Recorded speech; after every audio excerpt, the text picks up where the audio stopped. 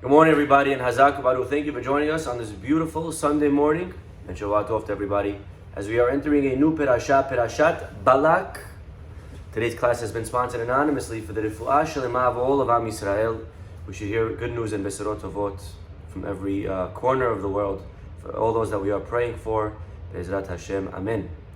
If anybody would like to sponsor a class, please email us info@ejsny.org. Rabotai, we are studying Perashat Balak. Welcome, everyone. And our Perashat is a fascinating Perashat for many, many reasons. Balak is the name of a king, the king of Moab. Where are we geographically? So here's what's going on. The Jewish people, they are moving fast. They are strong. They are wiping out nation after nation that stands in their way. Okay? They're just going like a beeline straight to Israel, okay? Kind of like Giannis, if he's driving to the basket, you just get out of his way, okay? The Jewish people, they're driving to Israel, and they're going fast. And there is a king, his name is Balak. Balak ben Tzipor. He heard what the Jews did to all of the nations around him. And so he starts getting scared. Maybe the Jews are going to wipe us out as well. And he realizes, he's very smart, he realizes that he's not going to defeat the Jews with pure weapons or muscle. He's going to need a little bit more than just strength to defeat the Jewish people. Because again, the Jews, they wiped out Og, the giants, everybody. So Balak says, you know what, I got to go to the next level. Let me try to figure out how to beat the Jews through a prophet, through a Navi. And he hires, how many prophets are there that are going to want to, curse the Jewish people? You got to find a prophet who's a non-Jew, right? Because if he's a Jew, he's not going to work. And he does. He finds this prophet whose name is Balam. Okay? Balam, there's a lot of midrashim about him. Balam was actually, according to the midrash, one of the 3 advisors to Paro. When Paro was deciding what to do and how to handle the Jewish people, so he had 3 advisors: Bilam, Yitro, and Iyov. Okay, all of them we know about. Bilam, what was Bilam? Bilam's story, he said to kill him, wipe him out. Okay, sorry, just try to adjust the camera. Okay, Yitro. Okay, Bilam said wipe him out. Yitro said he ran away. He didn't want to give them good advice, any advice about killing the Jews. And Iyov stayed silent. Okay, so Balaam already has history with the Jewish people. He already tried to kill them once, and it didn't work, and they survived, and they left Egypt. Balak says there's nobody better to hire to curse the Jews than Balaam himself. So he goes out there, and he sends messengers to Balaam. Vayishlach malachim el Balaam ben Beor. And he says to him, listen to the pasuk, please, okay? Here we are, Perashat Balak, chapter 22, pasuk 5. Hine am yatsa miMitzrayim. Here is a nation who left Egypt. Hine chisa et en haaretz, and they are covering the face of the earth. There are many people, and they are very strong. V'hu yoshev mimuli, and he's right now, I'm next. He's opposite me. I'm next in line, says Balak. Ve'ata, and now, lecha na arali et ha'am hazeh. Can you please come and curse this nation for me? Ki atzumu mini, because they are stronger than me. And maybe with your curse, uchal nakebo, maybe I can fight him, va'agareshenu min haaretz, and get him out of this land. Ki adati, because I know, et asher tevarech mevorach, who you curse, who you bless, will be blessed. Ve'asher ta'or, you are. Whoever you curse will be cursed. So Balak here is coming with a request from Bilam. And what's fascinating about this parasha, by the way, is that we are unaware of any of this going on. The Jewish people are hanging out, making shawarma, falafel, whatever, playing volleyball, learning Torah. But this is going on all the way on some mountain between Balak and Balam. The Jews are unaware of it. You understand? This is a story that takes place not in the actual, every story in the Torah that we read is taking place on stage. right? This is a story that takes place off stage. And the camera's going off and turning and focusing now on some other point and telling us the story that's going on behind the scenes. Well, the messengers of Balak, they go all the way to this prophet Balam, who by the way was a very big prophet. He wasn't a small guy. Matter of fact, the pasuk says in the Torah, when it's giving the praise of Moshe, of how great he was as a prophet, Velokam beYisrael navi ke Moshe. There was never in the Jewish people a prophet like Moses. And our rabbis say, the text is very precise. There was never a prophet amongst the Jews like Moses. But amongst the non-Jews, there was a prophet, and that was Balam. Okay? So Balam was a very powerful prophet. Whoever he curses is cursed. Whoever he blesses is blessed. Balak says, come, I'll pay you a lot of money. Curse them for me, and let's just get them out of the way because I don't want them to destroy me. Well, the messengers of Moab and the messengers of Midian, they go all the way to Balam. And he says to them, listen, stay here overnight. Let me see what God says. I got to ask God permission. So Balam seems like a nice guy. Balam seems like a really, so far, wow, what a tzaddik. He wants to know what God wants to tell. What does God want me to do? Stay here for the night. And they do. They stay for the night. And Vayavo Elohim el Balam, God comes to Balam in a dream. Again, he's a prophet, so he could do that. And God says, Miha anashim ha'eleh, who are these people that came to visit you, Balam? Vayomer Balam el Elohim. Balam says to God, Balak ben Zippor melech Moab shalach elai. He says, Balak sent to me. And his question is like this. Now here it is. Listen well, please. And if you have a Chumash, open it. Because it's fascinating to see how the way Balaam repeats the story, does it match to how Balak says the story. Here is Balaam about to quote Balak's words verbatim to God. And he says to him, he says to Hashem, Vayomer Balaam, Balak ben Zippor, the king of Moab, sent to me. And here's his message. Now we know what Balak's message is. We just read it a few psukim ago. So here we go. Let's play a game. How many things does Balaam change? Anything at all? Let's see. Hine ha'am hayotzeh miMitzrayim. Here is a nation leaving Egypt. Vaychas et haaretz, covering the face of the earth.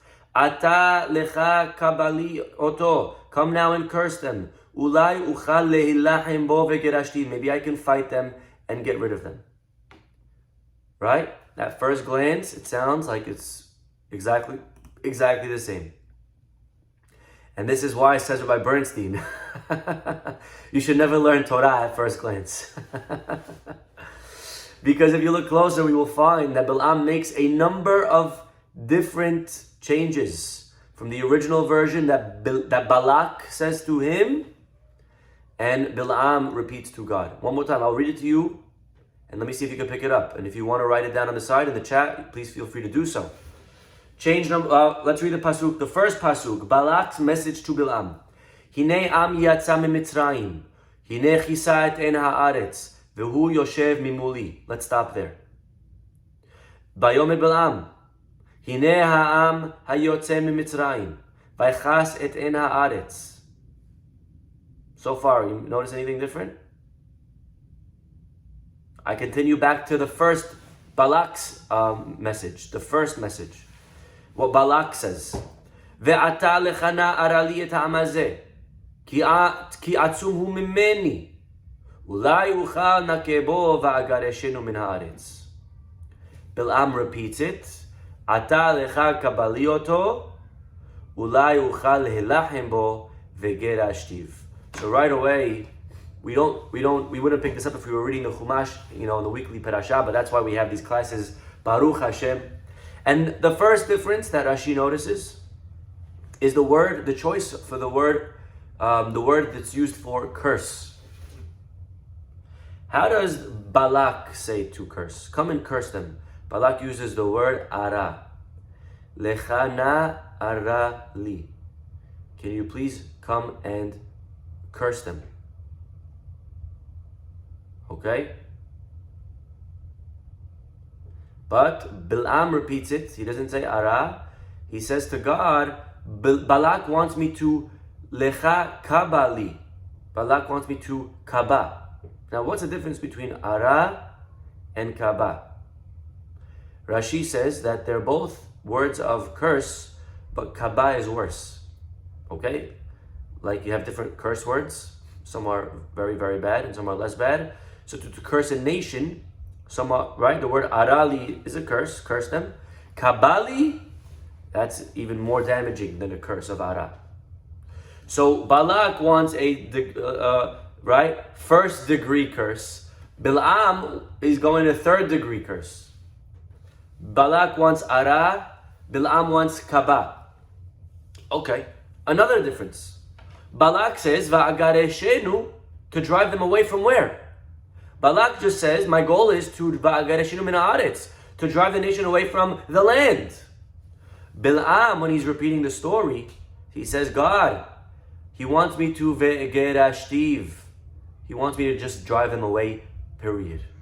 And again, Rashi comes and explains the difference. That the first time is a desire to just get rid of them from their current position opposite me. I just don't want them in my way. I'm just afraid of them killing me because they're right near my people.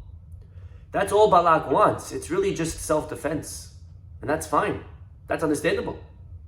Bilam, he has a much different mission. Bilam says, he wants me to gerashtiv, period, from the face of the earth. Get rid of them once and for all. Why does Bilam make these changes? Why is it that if Balak wants you to only do a first degree curse, you're looking to do a third degree curse? Why is it that Balak wants you to just get rid of them from here and you want to get rid of them from everywhere? And Rashi explains again that Bilam actually hated the Jews more than Balak. As much as Balak wanted to destroy them, he found the right guy because Bilam wanted to do even worse. He wanted to do a higher level curse. He wanted to get rid of them and wipe them out once and for all. And again, this makes sense because he had a history with the Jewish people. He already tried to wipe them out once and it didn't work. Great question. Was Balak, to use your word, was Bilam, an idiot? Okay? That's your question. Okay, I'm reading from the side. I thought he was a prophet. Hashem knows what Balak said to Bilam. Exactly, great question. We're going to come to that. We're going to come to that question. Like, what are you doing changing what Balak said? God knows what Balak said, and you know that God knows what Balak said. So what are you trying to gain by changing it? You can't lie to God. Great question. We're going to come back to that. So, but it turns out that by turning to Balaam, Balak finds someone who is not only more capable of cursing the people, but was also more happy to do so. Yeah? So Balak finds his match. He finds his guy. The Lubavitcher Rebbe, he points out some other differences between version Balak, the real version, and version Bilam, the fake repeated version. Balak says, Hine, go back to the Pasuk, Am yatsa miMitzrayim. Behold, a nation came out of Egypt. But how does Bilam repeat it to God?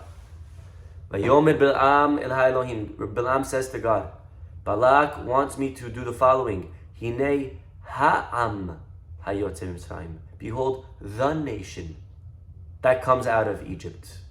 Balak says am, just nation. Bilam, ha'am. What's the difference between a people and the people? The difference says, again, says Lubavitcher Rebbe, Balak is not emphasizing who they are. Doesn't matter who they are. They're just opposite me. The focus is that they are a threat to my people. Whoever they are. If they were the Jews, if they were the Arabs, if they were the Christians, if they were the Pakistan, whoever it is, get rid of them. I don't care who it is, I just want peace. That's fair as a leader. You should want peace. That's fine. Nothing wrong with that. But Bilam's emphasis, his focus, is not mentioning the fact that they're opposites. His focus is, right? They are the people. Their identity as the Jews That is the cause of why we're making such a big stink. You know, we see it today, by the way. When people, 40 dead Arabs in this war in Gaza, and they're all over the papers, and the Jews are right? Israel is guilty of war crimes, and in the same exact moment, sometimes there could be thousands of Arabs getting killed in Syria or in Iran or whatever, and the world doesn't even care. There's no indictments against those countries. Is it because you really care about innocent Arabs getting killed? Or is it because it's the Jews doing it? Balam, his focus is Ha'am. It doesn't matter who it would be. Balak is a little bit, I guess we could say, he's honest. I just want protection. It happens to be the Jews, but it's not about the Jews. It's about a nation. Whatever nation it would be, I just want them out of here. Balam, it's all about Ha'am. It's all about the Jewish people. I want the Jews. I want them. And if it wasn't them, I wouldn't really go and curse them. I don't care about protecting Balak's people. I care about attacking the Jewish people. That's one difference. Another difference, very, very notable. Balak emphasizes, V'hu yoshev mimuli. Here is a nation that is opposite me. Balam leaves that out. Is that about opposite? And again, says the Lubavitcher Rebbe, Balak mentions that the people have settled opposite him, implying that it is their location which is the basis of his request to curse and disable them. It's all about because they're right here, they're opposite. I want to get them away. Not only that, but mimuli. Anyone know what mimuli means? What does the word mul mean? Not only opposite, without the letter vav. With the letter vav means opposite. Rashi says without the letter vav means to cut down. Like we say in the Hallel, ki amilam, right? Ki amilam. Sabuni gam sebabuni. They surrounded me. B'shem amonai ki amilam. In the name of God, I will cut them down. Amilam is to cut them down. Okay? And Balak says, they are mimuli, they are trying to cut me down. I feel threatened, and that's why I want to get rid of them. Bilam, he neglects this aspect. Even if they weren't trying to attack you, Balak, I would still come and want to curse them. So these are interesting, very interesting differences between Balak and Balam. One more time. Let's quickly recap the 4 points. Okay, we're writing down. Number 1, Balak only wants to do ara, degree 1 curse. Balam, degree 3, third degree. Balak wants to just get rid of them from here. Min ha'aretz. Balam wants to get rid of them, period. That's number 2. Number 3, Balak is focusing on the Am, whoever it happens to be opposite me. Bilam's focus is the nation, the people. Which people? The Jewish people. That's why I care to come. Not because they're opposite you, it's because they are the people. And finally, Mimuli, Balak just cares because he feels threatened.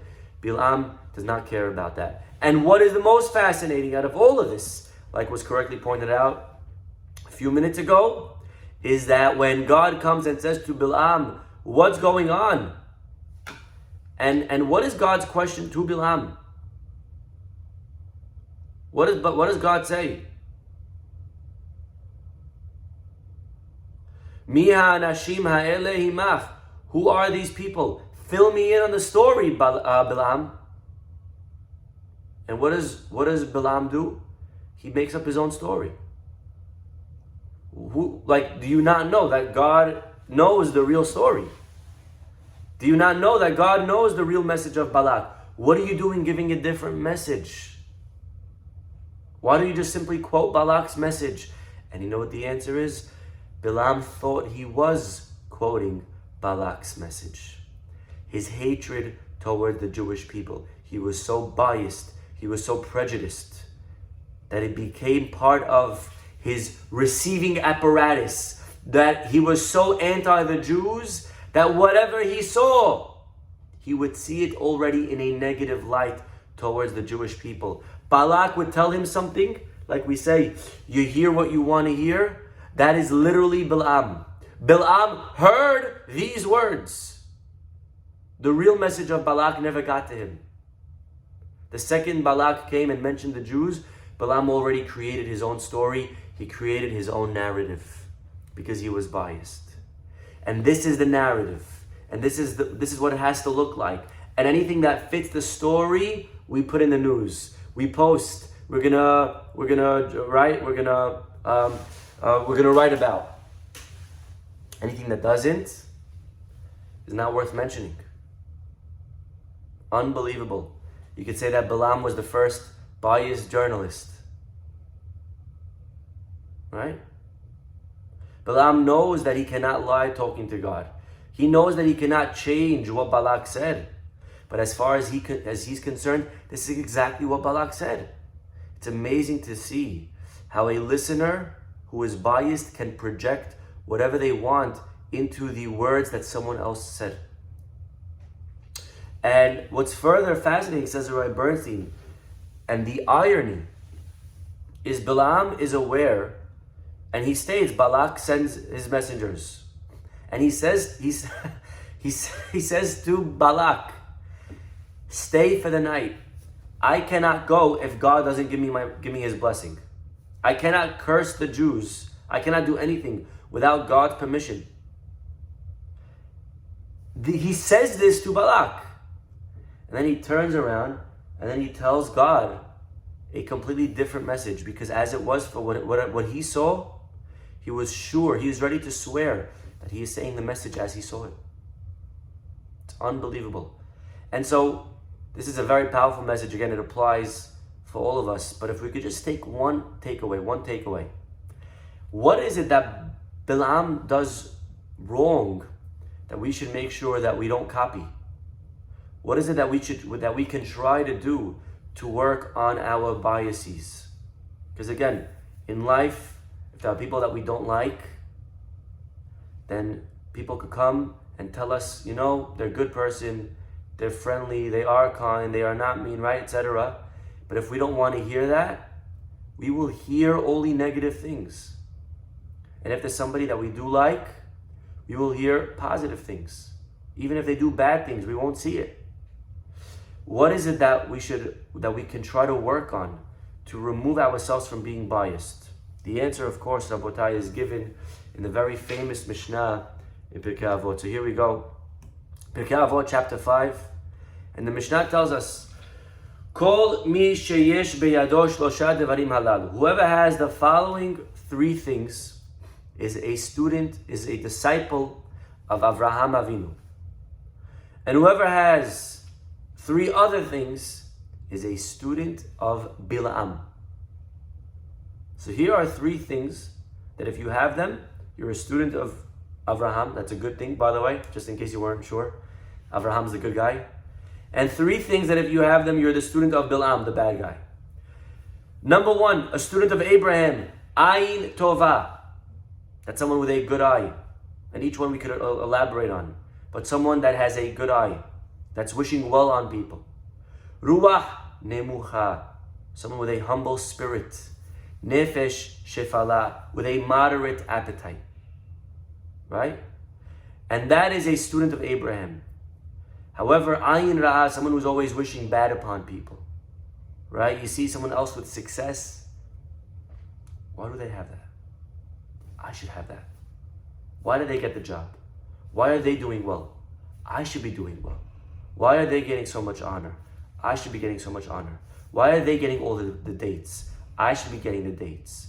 Why are they getting children? I should have those children, right? That's an ayin ra'ah. Ruach gevoha, someone who is arrogant. Someone who is full of themselves. Someone who thinks that they are God's gift to the world. Someone who has such an ego, inflated ego. And nefesh rechava, and someone who has a very, very large appetite. A limitless appetite. Someone who doesn't practice perishut. Someone who just goes all out on everything that's not moderate. That's a student of Balaam. And so I guess we can say that our rabbis are telling us Balaam's flaw Why wasn't Balaam able to see past his bias, past his prejudice? Because Balaam had an ego. Balaam had a ruach gevoha. He had a haughty spirit. He possessed an arrogance like no other. And he was so sure that he was right. He was so sure that his views on life were the correct ones. He was positive that if he didn't like the Jews, it has to be that the Jews were bad. The Jews were guilty. We should never feel so arrogant that we are confident in our positions. We should never say something like, I know I'm right, and nothing that you ever say will ever make me change my mind. I just want you to know that. I'm sure I'm right. That's very arrogant. How are you sure? How are you sure that you're right? Right? Are you the smartest person in the world? Do you know everything about everything? Did you discuss all the different opinions? This is something that we have to be open to. Right? And by the way, Judaism is not afraid of questions. We're very open to discussing. Questions we welcome. In other religions, if you ask questions, you may be criticized. We don't ask. This is it. We know we're right, and we don't even want to argue. We don't want to debate. We're positive. And if you ask questions, you're frowned upon. In Judaism, it's very sad sometimes that you hear people that went to certain schools, certain yeshivas, and a girl would ask a question. And maybe she would say something like, and I'm saying this because I heard this from somebody, not someone, many ones. Mora, maybe the reason this happened was because of that. Maybe what they did wasn't so right. Maybe this is not the right. Hey, you're asking on Avraham Avinu? You're asking on Moshe Rabbeinu? Right? That's not Judaism. That's not our approach. We don't attack people for asking questions. That's a good question. And if they're wrong, let's study. Let's read the commentary. Let's read the text. We should never overpower somebody and make them feel small because they asked a question. That's very controlling. Judaism doesn't believe in that. We don't believe that we have all the answers. If there's a question, let's open. Let's discuss. Let's see. And when there's criticism that should be given, it's given. And there are many Rishonim and there's rabbis all over that will condemn great people when they did wrong things. We welcome criticism. We welcome questions. We are searching for truth. And it's because Judaism has such an emphasis on humility. That's a student of Avraham Avinu. Avraham would never want us to just defend him eyes closed. If there's something wrong, let's see, maybe. Now again, it doesn't mean that you should watch some movie that somebody put out and then judge Abraham based on that movie. Right? We got to study the story for real. With the correct lens. With the correct mefarshim. Person's just going to come and say, Rabbi, I think Yaakov Avinu was delusional. He was having hallucination, right? Okay, you're an idiot. You don't know what you're talking about. Based on what? Did you study anything? Do you know anything? Of course, I'm not talking about those weirdos. There's always lunatics that just come and they try to say anything about rabbis. They're just putting them down. I'm not talking about that. But if a person's sincere and they really want to know and they're searching for truth, let us read, let us study, let us understand. Right? We're all about that. Right? Person should never say, I know I'm right. We should always be questioning ourselves, searching for truth. Balam, he knew one of his positions about Jews was wrong. And the Jews are horrible. And whatever he heard from Balak, he never heard Balak's real message because he heard exactly what he wanted to hear. Because he was positive that the Jews are so bad that even if they weren't opposite you, we should try to get rid of them. Again, the Torah ultimately is not presenting the story of Balaam for our entertainment. Why is the Torah telling this to us? It must be there are many, many powerful lessons that we can learn from Balak. We can learn from Balaam. We must make sure to learn the story and to stay very far from Balaam's ways, to not become a student in any way, shape, or form of Balaam, to make sure that we take note of his negative traits and not to be possessed and associated with any degree of the negative traits of Balam. Instead, to study the ways of Avraham, to be a student of Avraham, to be somebody who has an ayin tovah, who has a positive vision, who has humility.